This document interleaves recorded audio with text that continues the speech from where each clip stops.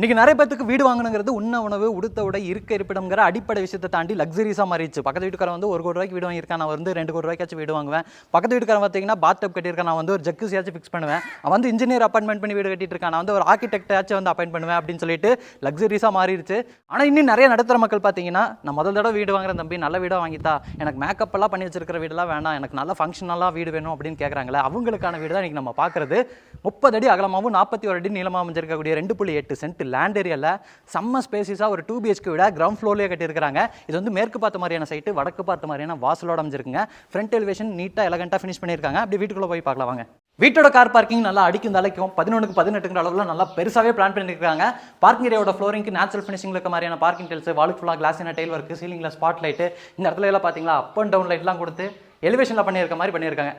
வீட்டோட main door வடக்கு பார்த்த மாதிரி தேக்கு மரத்தில் சிங்கிள் பேனல் டைப்ல கொடுத்துருக்காங்க. ஓப்பன் பண்ணி உள்ள வந்தீங்கன்னா 16க்கு 16ங்கிற அளவில் ஒரு லாவிஷான living area, multimedia TV net, pooja cabinet setup, இந்த சைடு வால் ஃபுல்லாமே டெக்ஸ்சர் இருக்கு, வென்டிலேஷனுக்கான ஜன்னல், சீலிங் ஃபுல்லாக ஸ்பாட் லைட்னு கொடுத்து லிவிங் ஏரியாவை செம்மையாக ரெடி பண்ணியிருக்காங்க.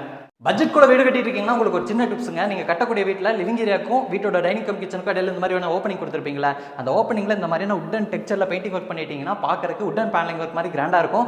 உள்ள வந்தீங்கன்னா இங்கே நீங்கள் பார்க்குறது 8க்கு 16ங்கிற அளவில் அமைஞ்சிருக்கக்கூடிய ஸ்பேசிஸான மாடுலர் கிச்சன் கம் டைனிங்க.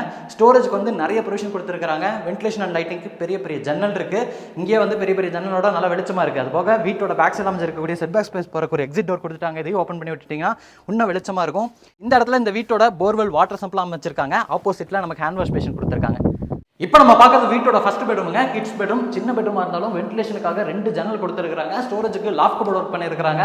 இந்த பெட்ரூம்ல 4க்கு 10ங்கிற அளவில் ஒரு பெரிய டாய்லெட் கம் பாத்ரூம் வெஸ்டர்ன் ஸ்டைலில் ரெடி பண்ணியிருக்காங்க.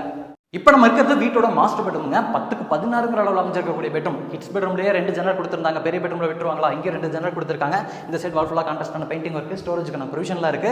இந்த பெட்ரூம்ல அட்டாச்சு டாய்லெட் கம் பாத்ரூம் 4க்கு 10ங்கிற அளவில் வெஸ்டர்ன் ஸ்டைலில் பெருசாக இருக்குங்க.